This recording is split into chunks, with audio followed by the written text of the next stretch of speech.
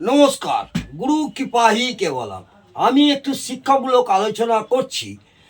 প্রত্যেকেই নিজেদের বিচার নিজেরাই করতে পারবেন। গোয়ের শুভ প্রভাব এবং উপায়। গোয়ের শুভ প্রভাব এবং উপায় আপনারা নিজেরাই নিজেদের বিচার করতে পারবেন। হ্যাঁ, অনেকটাই আপনাদের এই গোয়ের শুভ ফল কী হবে নিজেদের সেই ধারণাটাও নিজেরাই করতে পারবেন। একটু মাথা ঘামিয়ে চিন্তাভাবনা করলে আপনারা অবশ্যই পারবেন।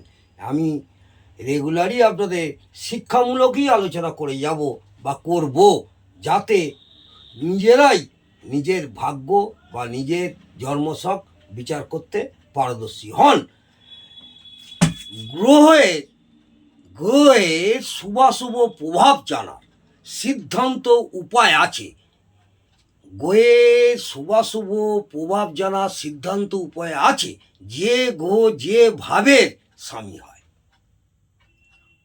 ফের বলি, গ্রহের শুভাশুভ প্রভাব জানার সিদ্ধান্ত উপায় আছে। যে গ্রহ যে ভাবের স্বামী হয় সেইভাবে যদি থাকে তাহলে শুভ ফল প্রদান করে। যেভাবে সেইভাবে যদি থাকে তাহলে শুভ ফল প্রদান করে। আবার বলছি, গ্রহের শুভাশুভ প্রভাব জানার সিদ্ধান্ত উপায় আছে। যে গ্রহ যেভাবে স্বামী হয় সেইভাবে যদি থাকে তাহলে শুভ ফল প্রদান করে। প্রথমভাবে মঙ্গল, দ্বিতীয়ভাবে শুক্র, তৃতীয়ভাবে বুধ, চতুর্থভাবে চন্দ্র, পঞ্চমে রবি, ষষ্ঠে বুধ ও কেতু, সপ্তমে শুক্র সব সময় শুভ ফল প্রদান করে। যে যার ভাবে শুভ ফল প্রদান করে। এই গ্রহ এইভাবে স্বামী হয়। এই গ্রহগুলো এইভাবে স্বামী হয়।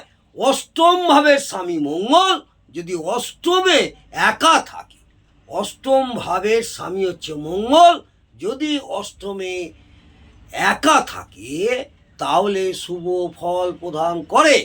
অষ্টম ভাবের স্বামী মঙ্গল যদি অষ্টমে মঙ্গল গ্রহ একা থাকে তাহলে শুভ ফল প্রদান করে।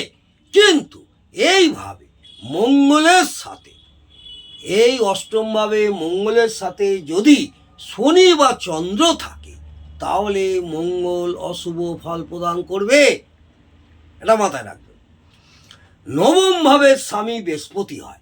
নবম ভাবের স্বামী বৃহস্পতি হয় এইভাবে একা থাকলে শুভ ফল প্রদান করে। নবম ভাবের স্বামী বৃহস্পতি সে যদি একা, ওই দেবগুরু বৃহস্পতি যদি একা বসে থাকে নবম ভাবে, তাহলে শুভ ফল প্রদান করে। দশম ভাব বিশ্বাসঘাতী ভাব হয়। দশম ভাব বিশ্বাসঘাতী ভাব হয়। এইভাবে যে কোনো গ্রহ থাকলে বিশ্বাসঘাতী হয়ে যায়। এইভাবে যে কোনো গ্রহ থাকলে বিশ্বাসঘাতী হয়ে যায় এবং দ্বিতীয় একাদশভাবে শুভ ফল দেয়।